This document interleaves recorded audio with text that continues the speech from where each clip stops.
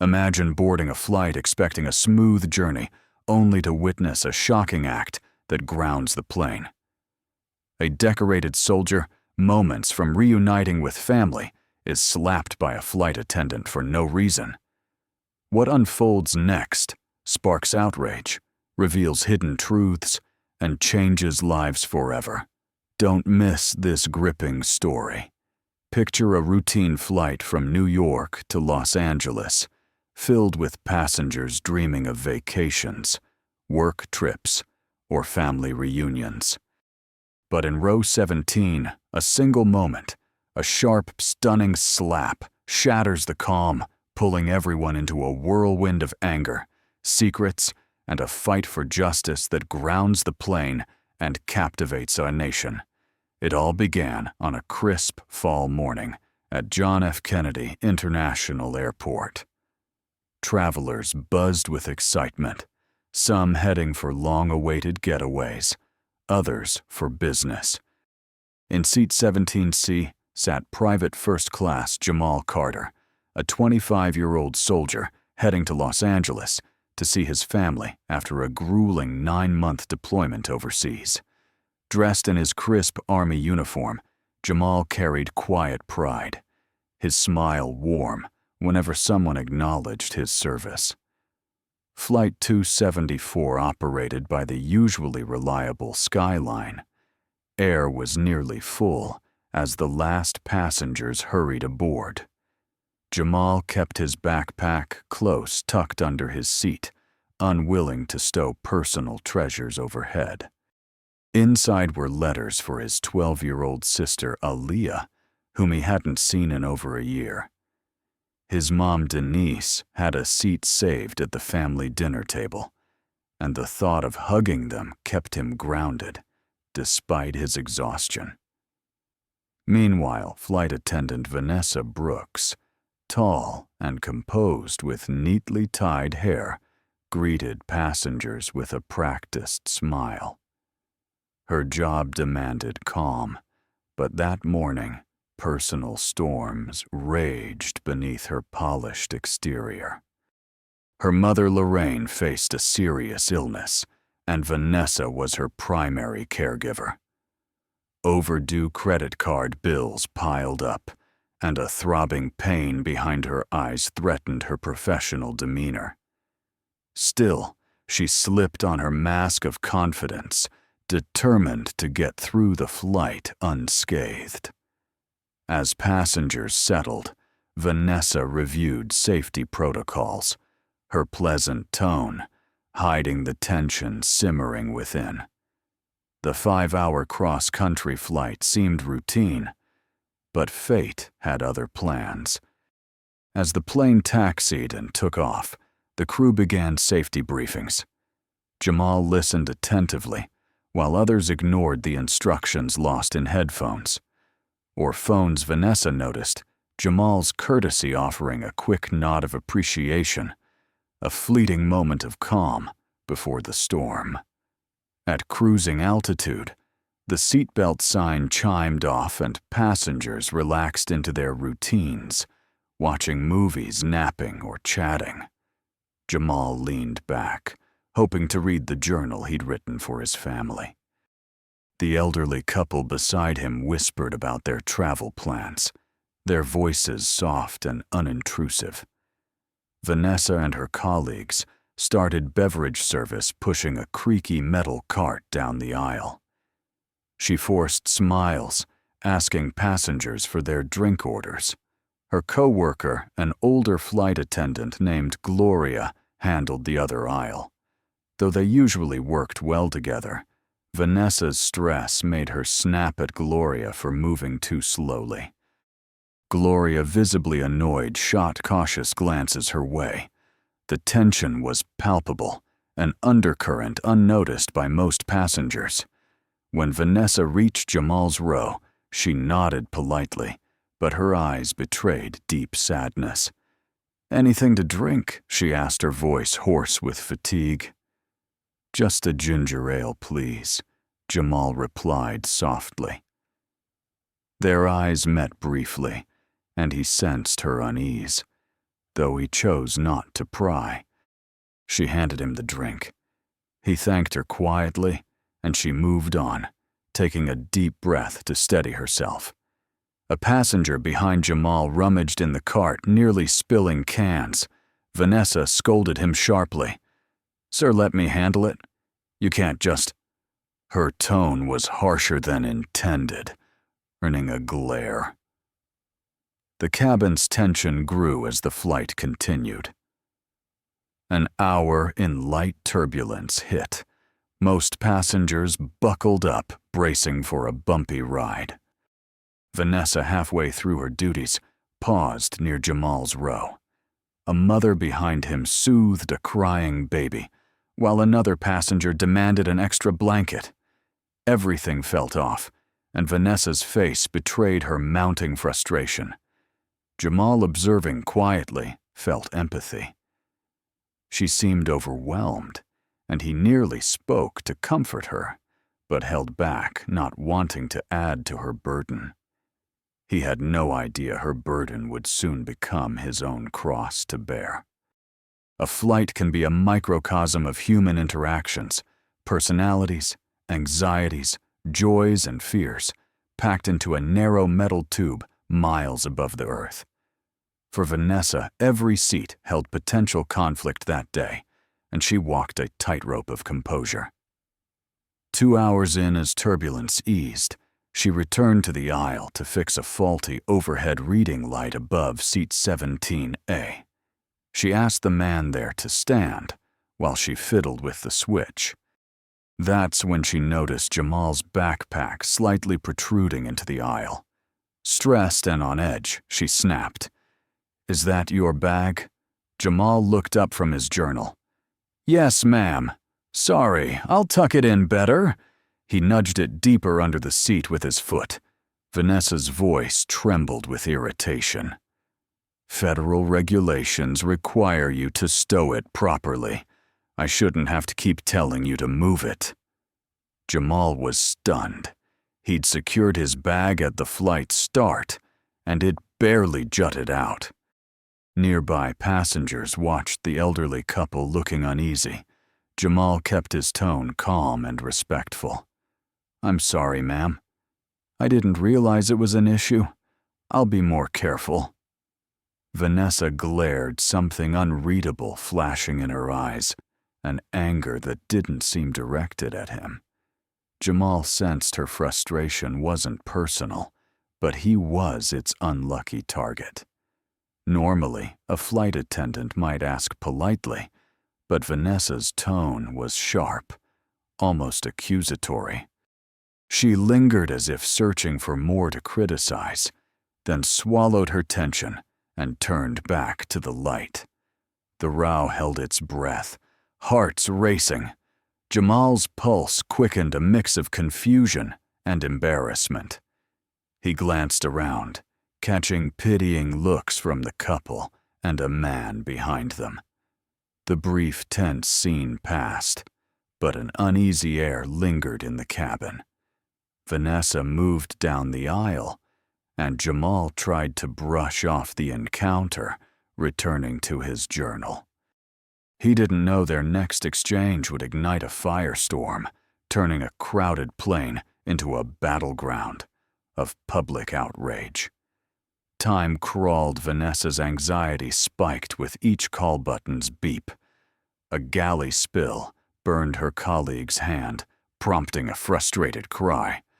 The captain announced a possible route adjustment due to weather, meaning the crew had to rush service or risk not finishing meals before landing. Jamal's mind drifted from the cabin's chaos. He focused on his journal, scribbling notes for Aaliyah about silly antics he'd seen overseas, eager to read them at her next birthday. Memories of his deployment, flashed desert nights, distant artillery, and longing for home's safety. He took slow breaths, grounding himself in the present. Then the unthinkable happened. The seatbelt sign flashed again, and the captain's voice crackled over the intercom. Ladies and gentlemen, we're entering turbulent air. Please remain seated and fasten your seatbelts. Flight attendants secure the cabin. In row 16, just ahead of Jamal, a passenger fumbled for a carry-on, spilling items into the aisle. A small water bottle rolled back, hitting Jamal's foot. The passenger stood ignoring the seatbelt sign to gather their things. Vanessa, rushing to secure overhead bins, intervened. "Sir, you need to sit down. It's not safe." Her voice strained over the engine's roar. "I just dropped something," the man replied. Vanessa's eyes narrowed. "Sit down." Jamal leaned forward gently, picking up the bottle and handing it back. "Here you go," he said kindly. But in the heat of the moment, Vanessa misread his action. Seeing him reach forward, she assumed interference or a threat. Fueled by frustration, her reflexes took over. She spun around, shouting, "What are you doing?" "Stay in your seat." Jamal froze.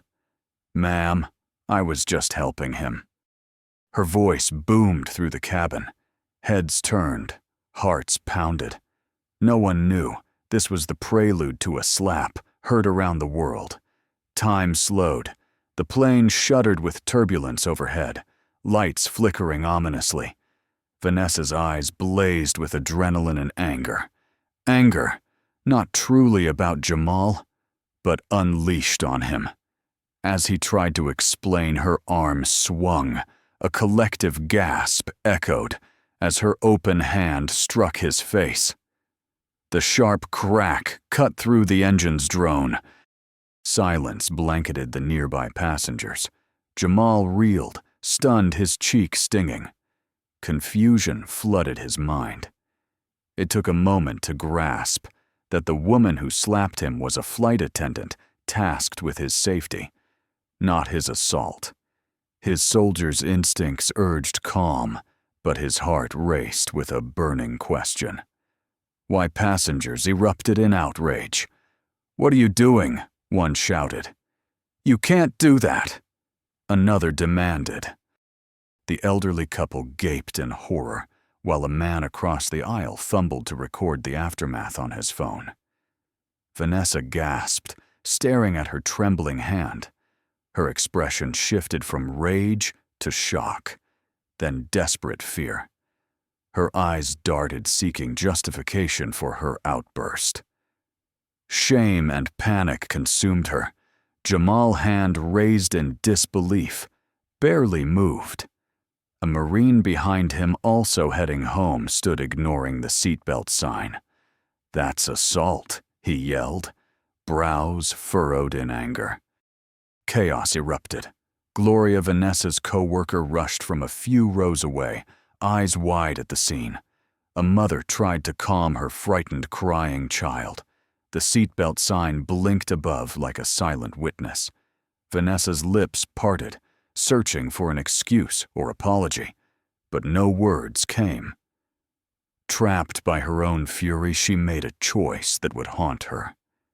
She turned, grabbed the plane's phone and spoke, her voice trembling yet resolute over the intercom. "Captain, we have a disruptive passenger requiring immediate security assistance. Divert the plane if necessary." With those words, everything changed. Flight 274, bound for Los Angeles, was now headed for a different destination, smack in the center of an emerging national scandal. The captain's voice came over the speakers, measured and calm. "Ladies and gentlemen, this is your captain speaking. We're experiencing a situation in the cabin, requiring us to divert to Chicago O'Hare International Airport. We request your cooperation. Please remain seated and buckled. Flight attendants will assist as needed." Alarm rippled through the cabin. Passengers whispered anxiously. What happened? Are we safe? Is it a terrorist threat? The slap, though shocking, lasted mere seconds. But Vanessa's quick call, labeling Jamal as a disruptive passenger, escalated the situation to a new level of severity. Jamal's mind spun, his cheek still burning. He felt humiliated, isolated, and blindsided. Why had helping a passenger led to an attack? As a soldier, he was trained in discipline. Instead of retaliating, he breathed deeply, relying on crisis-tested calm. If an investigation followed, he wanted to ensure he didn't fuel the chaos. The plane began its early descent. Tension coiled in the pressurized cabin like a spring. Gloria approached Jamal, her hands visibly shaking. "I don't know what to say," she whispered. "I'm so sorry. This isn't right." Her eyes flicked toward Vanessa, now standing near the front, pale and rigid. No one could tell if she regretted her actions or feared losing her job. Passengers demanded answers. A small group near Jamal's seat insisted on speaking for him, telling Gloria and others that Vanessa struck first. The Marine behind Jamal muttered angrily, livid, that a flight attendant attacked a uniformed soldier. Others worried about missed connections, canceled plans, and the chaos of an unscheduled landing. Jamal stayed silent, eyes forward, focusing on the oath he took to serve with honor. Despite feeling betrayed, he knew losing his temper would only validate Vanessa's accusation. So he clenched his jaw, trembling with restrained anger, and braced for what awaited in Chicago. The emergency landing took nearly an hour. During that time, the captain and ground control arranged for security to meet the plane. Behind-the-scenes radio chatter was intense. A flight attendant had reported an aggressive, disruptive passenger behavior. Airlines and airports are trained to handle with utmost seriousness. As the plane's wheels touched down at O'Hare, tension blanketed the cabin. Outside flashing lights from airport security vehicles and local law enforcement lit the afternoon sky. Passengers craned their necks to glimpse the commotion through windows. Vanessa, striving for professionalism, instructed passengers to remain seated until further notice. Her voice wavered, betraying fear. Jamal felt eyes on him, some sympathetic, others curious. He wished he could sink into his seat to escape the accusatory attention. Finally, the cabin door opened. 2 uniformed airport security officers boarded, followed by an airline supervisor. They moved swiftly down the aisle, scanning faces. Vanessa pointed toward Jamal, and the officers approached. The Marine behind him stood, tension crackling, "Sir." One officer said to Jamal, "We received a report of a passenger acting confrontationally with a flight attendant. Would you step into the aisle?" Jamal, calm but firm, responded, "I never touched her. I'm the one who was hit." The officer frowned, glancing at Vanessa. She nodded vigorously. Lips pursed. Uncertainty crossed the officer's face. This wasn't the script they expected. Passengers erupted with claims. "She slapped him first. He was just helping with dropped items. This is ridiculous. You can't arrest him for something he didn't do." Caught off guard, the officers realized they needed to untangle truth from fiction fast. The airline supervisor stepped forward, voice trained. "We'll need both the passenger and the flight attendant to deplane and accompany us for questioning. Everyone else remains seated until we determine next steps." With that, Jamal stood heart-pounding, as if he were back in a war zone. A flight meant to reunite him with family had become a stage for gross injustice. But he didn't yet know the darkest truths were still to unfold. Outside jet engines and swirling winds unsettled him. Security escorted Jamal and Vanessa to a small, nondescript room near the gate, typically used for private discussions with disruptive passengers or medical emergencies. Inside, two Skyline Air officials waited their faces, grim, alongside an airport police officer with a neutral expression. Jamal sat on one side of a low table, Vanessa on the other. The distance between them felt vast, an emotional chasm carved by her slap. She looked stiff-arms crossed her uniform, pristine, but her composure fraying. Jamal noticed her hands trembling, though she tried to hide it. One official introducing himself as Robert Mitchell, head of security relations, cleared his throat. "We have conflicting reports about an incident on Flight 274. Ms. Brooks claims you, Mr. Carter, acted aggressively, making her feel threatened." Jamal inhaled slowly, his gaze steady. "Sir, that's not true. I've served in the Army for nearly 5 years and never had an issue like this. She struck me without cause. Passengers can confirm it." Vanessa opened her mouth to protest, but hesitated. The memory of her hand meeting his face must have haunted her. Her eyes flicked to Robert. "He reached toward me while I was handling a disruptive passenger. I didn't mean to hit him like that. But he, Robert." Cut-in eyebrows. Raised. Vanessa faltered. "It was an accident," she said, finally, her tone uncertain. On the table lay passenger statements, some scribbled hastily, others offering contact info to vouch for Jamal, evidence mounted against Vanessa. The airport police officer tapped the stack. "We have multiple witnesses contradicting your account. Ms. Brooks, they say he wasn't the aggressor." Vanessa's face flushed crimson. She struggled to stay composed.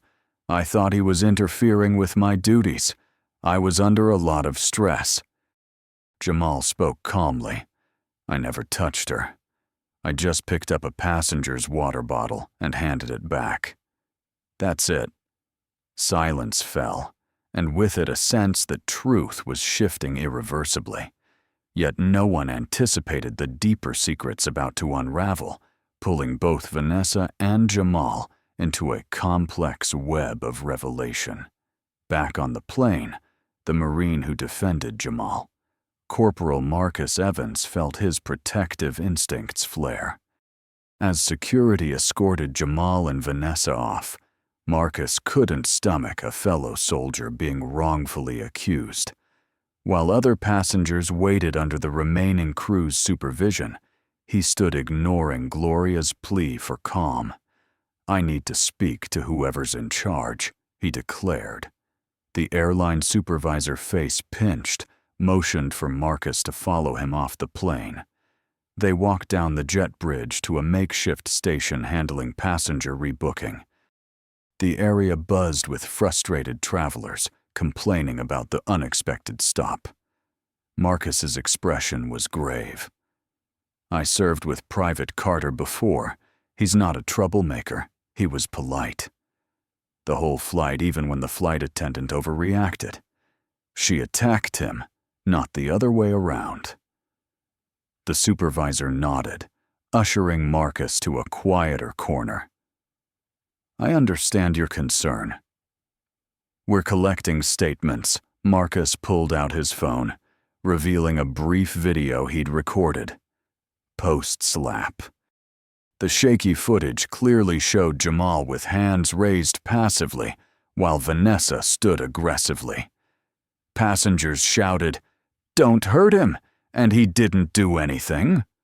The supervisor's brows furrowed deeper with each second of the clip. "This is critical evidence," he muttered immediately. calling Robert Mitchell in the interrogation room to report the new proof. Meanwhile, outrage grew among deplaned passengers. Word spread. A flight attendant slapped a black soldier, labeled him disruptive, and forced the flight to land early.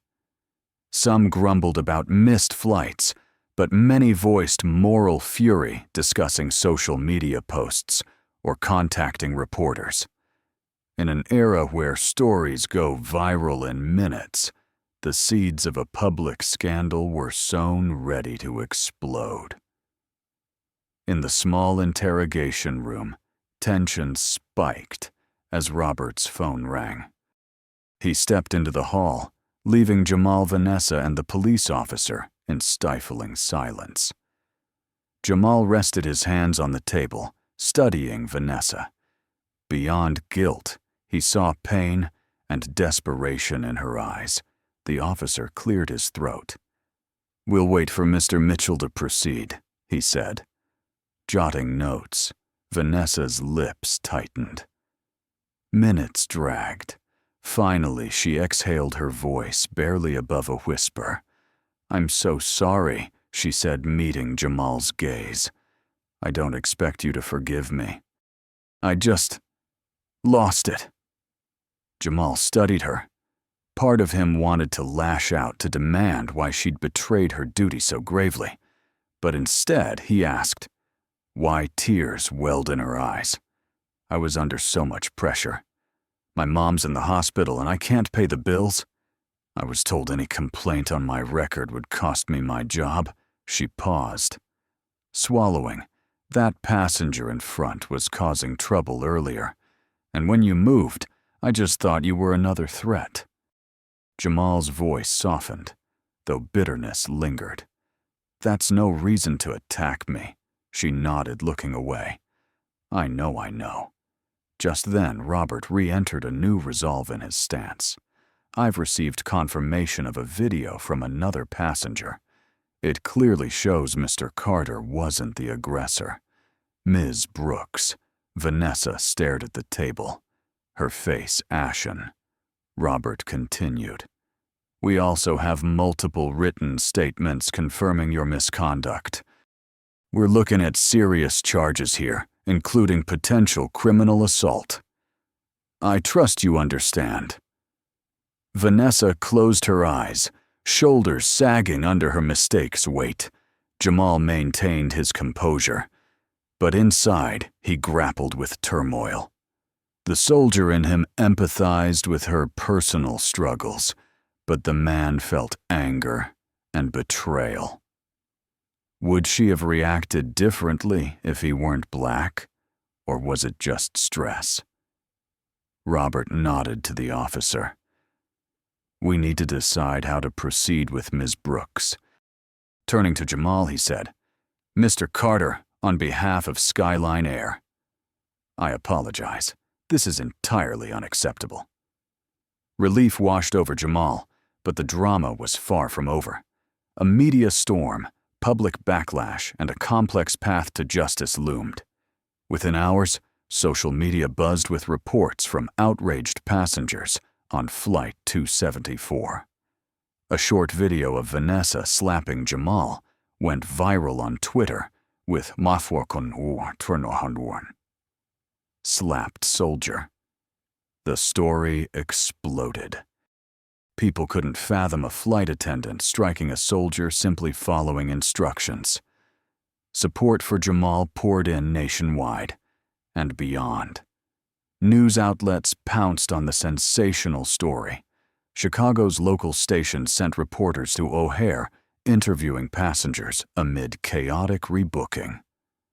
Some from Flight 274 eagerly recounted the slap's sound, Jamal's stunned look, and Vanessa's call to the captain. Meanwhile, Jamal faced a barrage of interview requests. Standing in a quiet terminal hallway, an airline supervisor rushed to rebook him on another flight to Los Angeles, but reporters swarmed every exit. Cameras rolled, microphones thrust forward. For a man who'd faced war's trials, This media frenzy felt surreal, even scarier. Skyline Air's corporate team issued a brief statement promising a thorough investigation and accountability for misconduct. It did little to quell criticism. Public reaction was swift and fierce, with calls to fire Vanessa immediately and compensate Jamal. Meanwhile, airport police escorted Vanessa out. An investigation was underway, but no formal charges were filed yet. In a moment of desperation, she called her mother's hospital room, sobbing as she explained her predicament. Guilt crushed her, but fear of losing everything loomed larger. Her job, income, respect. She hadn't meant for things to spiral so far. As hours passed, Jamal, shielded by Skyline staff, and security avoided the media frenzy. All he wanted was to see his family hug Aaliyah and forget this nightmare. But fate had other plans. Sometimes it chooses unlikely heroes to demand justice. Jamal wrestled with conflicting emotions in a private lounge. Skyline provided hours after the slap. He was physically, mentally, and emotionally drained. An airline rep offered accommodations in Chicago if he wanted time to speak with authorities or file a lawsuit. But Jamal felt torn. He called his mom, craving her familiar voice. She answered on the first ring. "Jamal, you're in Chicago. Why are you okay?" The floodgates opened. He recounted the day, his voice shaking. He could almost feel her heart break over the phone as she listened, angry, worried, and proud all at once. As he spoke, a rep approached, waiting for him to finish. Eager to mitigate a PR disaster, they offered options: a first-class seat on the next flight to Los Angeles, immediate compensation, and a promise to cover legal fees if he sued. Jamal's brows furrowed. "I just want to go home," he said firmly. "I'm not in this for money, but I can't pretend this didn't happen." The rep nodded sympathetically. "Mr. Carter, we understand Ms. Brooks is suspended without pay, pending investigation. We'll fully cooperate with law enforcement and respect your choice to pursue legal action." Jamal sighed, rubbing his temples. He thought of Aaliyah, the letters he'd written. It felt wrong that a day meant for reunion became a national spectacle. "I'll talk to my family and commanding officer," he said. "Then I'll decide soon." A local detective arrived to take Jamal's formal statement, documenting the slap confrontation and forced landing. As the detective finished, dusk blanketed Chicago exhausted. Jamal boarded a new flight to Los Angeles, uncertain of what awaited. He never imagined this was just the beginning of Vanessa's karmic unraveling and his unexpected rise as a symbol against injustice. After a quiet, turbulence-free flight from Chicago, Jamal stepped off at Los Angeles International Airport. Past midnight, he emerged in the arrivals hall, backpack slung over his shoulder, face haunted. Despite the hour, Denise and Aaliyah waited, eyes brimming with relief and worry. Aaliyah now, a tall, vibrant teen, threw her arms around him, nearly knocking him back. "I missed you so much," she said, voice trembling, tears falling. Jamal held her tight, breathing in home's familiar scent. He closed his eyes, savoring peace. His mom embraced him next, pressing her cheek to his. "I'm so sorry you went through this," she whispered. "I saw the video on the news. Everyone's talking about it." Jamal sighed wearily. He'd barely checked his phone, flooded with messages from old platoon mates, distant relatives, and strangers who found his social media. "I'm here now," he said, voice heavy with emotion. They climbed into the family car, where Denise had placed a handmade sign on the dashboard. Welcome home, Jamal. Normally, it would have made him grin. Tonight, the day's trauma lingered as they drove, headlights sweeping empty freeways. Jamal recounted the story, striving for calm, but Aaliyah sobbed quietly in the back. At home, they entered a cozy, modest house. Walls adorned with photos of Jamal in uniform. Denise had cooked a late dinner, but no one felt hungry. They lingered around the kitchen table, absorbing the ordeal's weight. A gentle conversation formed. Denise insisted Jamal see a doctor if he felt lasting pain. Aaliyah asked if he'd sue the airline. Jamal made no commitments. I need time to think, he said, staring at a half-eaten slice of pie. He couldn't shake the sense that something bigger was unfolding, that justice's wheels, perhaps fates, were turning. That night he slept fitfully, comforted by the simple solace of home, the city's hum outside, his family nearby. While Jamal reunited with loved ones, Vanessa's life began to crumble. After her suspension, she returned to her modest Queens apartment, facing missed calls and voicemails from Skyline's HR. With social media's vitriol, she avoided the internet, unable to bear the hate and scorn.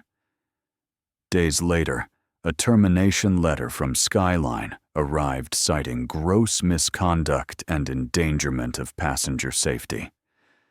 Its stern legal language referenced the company's zero-tolerance policy for assault and unprofessionalism. Vanessa trembled reading it, her heart pounding painfully. The next blow came when a Chicago detective called explaining she could face charges if Jamal pressed them. She broke down, confessing she was caring for her sick mother and couldn't afford a lawyer. She begged for leniency, but the detective remained impartial. The process will run its course.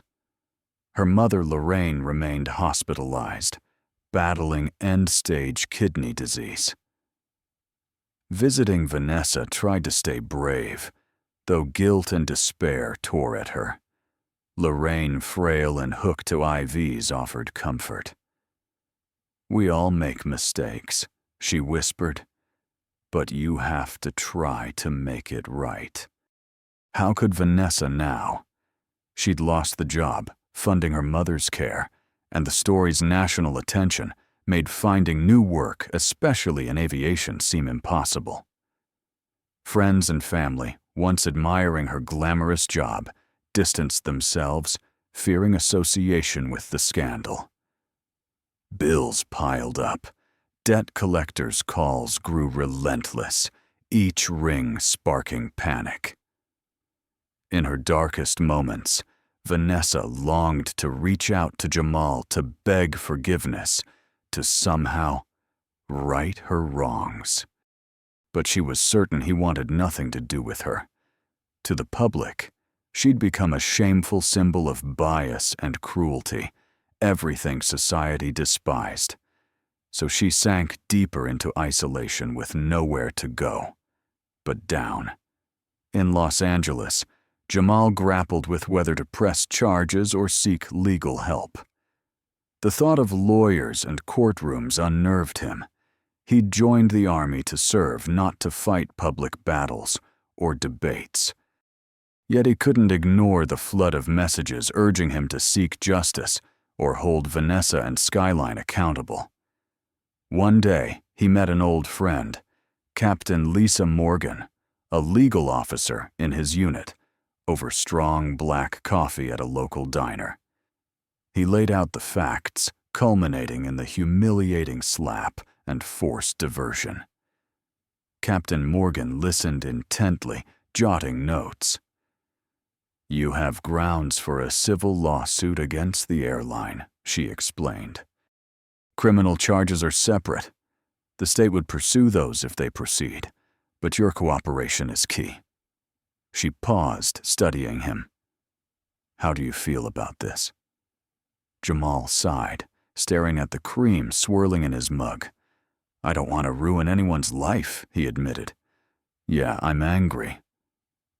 But that flight attendant was clearly not herself. Maybe it was racism, maybe just stress. But I keep thinking about what she's going through. I don't want revenge. Morgan placed a reassuring hand on his shoulder. "Jamal, you're bigger than most, but don't downplay what she did. She assaulted you and misused aviation security to paint you as a threat. That's serious." He nodded, a knot forming in his chest. The sting on his cheek lingered in memory, along with the shame of public scrutiny. He recalled Vanessa's post-slap look, regret and fear in her eyes.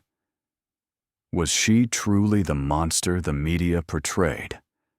After days of reflection, Jamal decided. He'd cooperate with the criminal investigation, but not push for maximum penalties. He'd let the legal system work. If prosecutors pursued assault charges, he'd support them by testifying.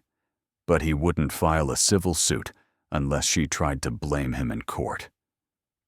Deep down, he clung to hope that a lesson, perhaps some compassion, could emerge from this ordeal.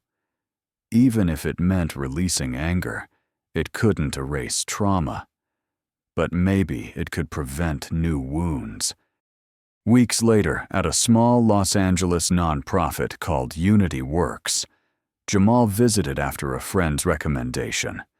They specialized in conflict resolution and bridging community divides. A staff member greeted him warmly. "Private Carter, we were expecting you." He raised an eyebrow. "Expecting me?"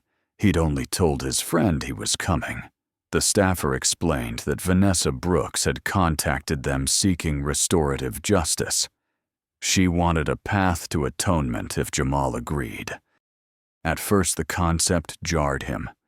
Restorative justice often involved direct dialogue between wrongdoer and wronged, facilitated by trained professionals to foster understanding, accountability, and possible forgiveness. Initially, Jamal bristled at facing Vanessa again. Memories of the slap, humiliation, and aftermath surged. Yet curiosity and a flicker of compassion pushed him forward. He found himself in a softly lit room, decorated with quotes about healing and reconciliation.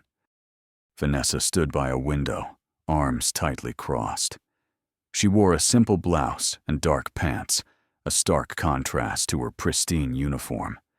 Dark circles under her eyes hinted at sleepless nights, and her frame seemed diminished, as if regret had shrunk her.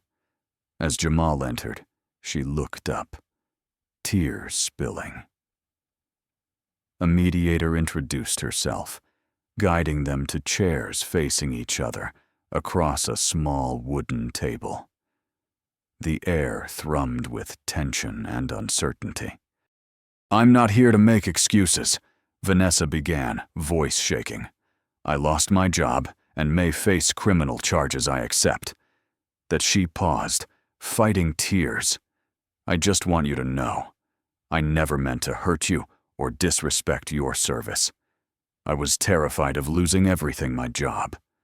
My sick mother and I reacted in the worst way possible." Jamal swallowed every muscle taut. He didn't know how to respond. He glanced at the mediator, who nodded encouragingly. He'd come this far. Now he needed to see if genuine remorse could heal even the deepest wounds. Silence cloaked the room as Vanessa hesitantly shared her story. The mediator gently steered, prompting her to explain the pressures before that fateful flight, her mother's hospital bills. Fear of job loss over minor infractions and rising panic when passengers seemed uncooperative. The stress culminated in that slap. Jamal listened, arms crossed, nodding occasionally but guarding his emotions. He thought of his own struggles, overseas, fears faced in war zones, and the discipline he'd learned. Despite his adversities, he'd never considered attacking an innocent bystander, especially one who hadn't harmed him. When Vanessa finished, her shoulders shook with silent sobs. The mediator turned to Jamal. "Would you like to respond?" Jamal exhaled, focusing on the table. "I won't lie, I'm still hurt and angry. You put me in a position to be humiliated and risked my freedom by falsely labeling me a threat. That's not easy to get past." He paused, eyes glistening. "But I also see you're human. You made a terrible mistake, and your life's fallen apart because of it." He glanced at her, noting her desperate gaze. "I believe in accountability.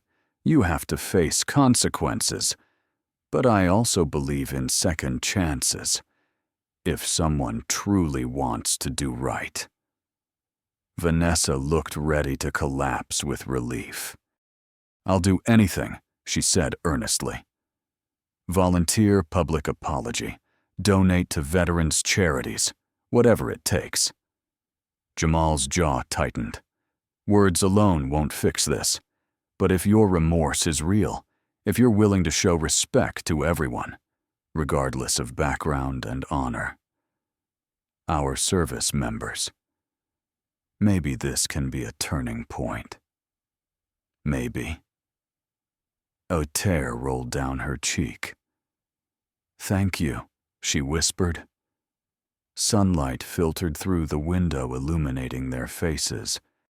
For a fleeting moment, the hostility and pain from that plane seemed to give way to understanding. Whether that understanding could withstand legal proceedings, media sensationalism, and public judgment remained uncertain. But for the first time since that fateful slap, a faint hope glimmered that something good might rise from the darkness. Weeks later, the Chicago District Attorney's Office announced they'd file misdemeanor assault charges against Vanessa Brooks, citing clear evidence from passenger statements and video footage. By then, Vanessa had hired a public defender, unable to afford private counsel. She prepared to plead guilty, aware a trial, and conviction could bring harsher penalties. Jamal, back at his military base, received formal notice requesting his cooperation. The letter explained he could testify remotely or in person, a weighty choice. Part of him wanted closure to stand in court and recount exactly what happened, but he dreaded the emotional toll of reliving the pain. He called his mom, who reminded him of his values. Do what you think is just Jamal. Don't let anger or pity guide you. Follow your heart's call. Ultimately, Jamal chose to testify via secure video. On the appointed day, he sat in a small base conference room, uniform, pressed metals, glinting under fluorescent lights. The judge and attorneys appeared on screen. Vanessa looked pale and distant, beside her defender, avoiding Jamal's eyes through the camera. Under oath, he recounted Flight 274's events, the turbulence, spilled items, his attempt to help, and the shocking slap. The prosecutor questioned him carefully, focusing on Vanessa's aggression and aftermath. The defense asked about possible misunderstandings or accidental contact. Jamal remained calm and factual. The defense then proposed a plea deal, acknowledging Vanessa's misconduct. With no prior record and genuine remorse, they requested a lighter sentence, including community service, a formal apology, and mandatory counseling. The judge deliberated, ultimately sparing Vanessa jail, but ordering extensive community service anger management classes and a written public apology to Jamal and Flight 274's passengers. The legal outcome sparked mixed reactions online. Some called it too lenient. Others saw it as balanced. For Jamal, it sufficed. He'd done his duty, spoken truth, and seen a system at least here strive for fairness. But he knew the real question lay beyond the courtroom. Would Vanessa truly change, and would this be a lesson for airlines, crews, and passengers about the devastating consequences of letting fear override compassion? Soon after Vanessa issued her formal apology letter, released to Skyline Air, which had severed ties with her and to Jamal. Her words, though carefully chosen, carried the weight of someone who'd hit rock bottom. She admitted her mistake, the panic-fueled moment, and the harm caused not just to Jamal, but to other passengers and airline staff inconvenienced. For Jamal, receiving it brought an odd sense of closure. He read it in his modest barracks room, the ceiling fan humming with his thoughts. The letter ended with Vanessa's pledge to dedicate her community service to veterans organizations, supporting job fairs, aiding VA hospitals, and learning about service members' sacrifices. Meanwhile, Skyline Air conducted an internal review of its training protocols. They issued new guidelines for handling high-stress situations and implemented expanded unconscious bias training for crews. Public backlash forced the airline to confront its shortcomings. While it didn't erase the headlines or that day's lawsuit, it was a step toward preventing future incidents. Jamal became a reluctant symbol. Reporters sought his comments.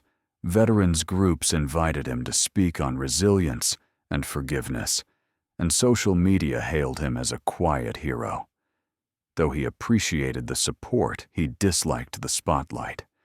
Instead, he focused on family and military duties. He rarely mentioned the slap unless asked, preferring to discuss future deployments or new experiences with Aaliyah, who showed him TikTok dance trends whenever she got the chance. Over time, the national outcry faded. New stories replaced Flight 274's headlines, and the memory of the slap that grounded a plane dimmed in public consciousness. But for those involved, the lessons endured the fragility of human interactions, the destructive power of bias and stress, and the possibility, if not guarantee, of redemption. Months turned to a year. Vanessa having completed her court-ordered anger, management found part-time work as a receptionist at a small clinic near her mother's care facility. The job was humble, paying a fraction of her flight attendant role, but it let her stay close to Lorraine, still battling illness. She volunteered weekends at a local veterans center. Some recognized her from the viral story, but she pushed past shame, determined to prove through actions that one catastrophic mistake didn't define her. Occasionally, she met veterans who'd seen the coverage. An elderly man in a wheelchair told her gently, "You can't change the past, young lady, but you can shape the rest of your future." She carried those words, letting them guide her daily. Though haunted by memories, Vanessa channeled regret into self-improvement. Karma had dealt her a heavy blow, her career reputation and nearly her freedom gone. Yet she found an unexpected path to growth. Meanwhile, Jamal advanced in his military career, taking on leadership roles and mentoring younger soldiers. The frustration and humiliation of Flight 274 softened replaced by calm assurance that justice had prevailed in its complex way. In quiet moments, he sometimes thought of Vanessa, wondering how she was, if her apology and volunteer work were sincere. Though they never spoke again after Unity Works, he hoped her change was real and lasting. Karma wove through both their lives. Vanessa paid dearly for her actions, while Jamal unexpectedly became a figurehead for discussions on respect, racial tensions, and society's treatment of service members. Ultimately, the story of the slap that grounded a plane testified to how quickly life can unravel from one thoughtless moment, and how a moment of accountability and understanding can be just as powerful. Sometimes, in our greatest conflicts, we uncover truths about ourselves we never knew. And facing those truths, redemption, though never guaranteed, becomes a possibility we can strive for. This tale of a slap that echoed across a nation exposed fractures and forged unlikely alliances. One impulsive act threatened to ruin Private First Class Jamal Carter's future. But by facing adversity with integrity, he emerged stronger, a beacon of calm in the storm. For Vanessa Brooks, her mistake's cost was steep. Yet in rebuilding, she learned humility, and service could pave a tough but purposeful path to atonement. Jamal and Vanessa's story is a powerful reminder of resilience, accountability, and the potential for redemption. If it moved you, please give this video a thumbs up. It helps share this meaningful tale. Share it with friends to spark discussions about compassion and justice. Comment below. What struck you most? How can we foster understanding in tense moments? Subscribe to our channel for more stories that inspire and challenge us to grow. Your support drives our mission to spread narratives of hope and healing. Thank you for watching. Your like, share, comment, and subscription truly matter.